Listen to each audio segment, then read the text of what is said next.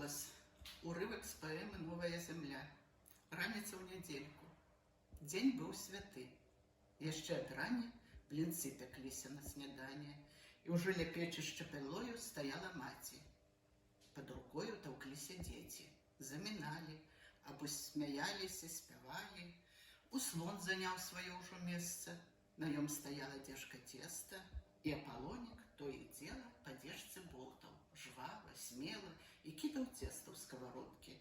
Давала піск яно кароткі, льючыся шумам на патэльні, і ў жар стаўлялася пекельны. А там з яго ўжо ў вачавіткі пякліся гладзенькія пліткі блінцу. З-пад нізу наздраватых угору пышна пухла ўзнятых. І ўжо адтуль рукою маткі на ўслон шпурляліся ладкі. А дзеці іх даўно сачылі і на ляту блінцы лавілі, заядла мазалі іх з дурам. Стаяў асобна ў месцы з хорам сяго-таго для верашчакі.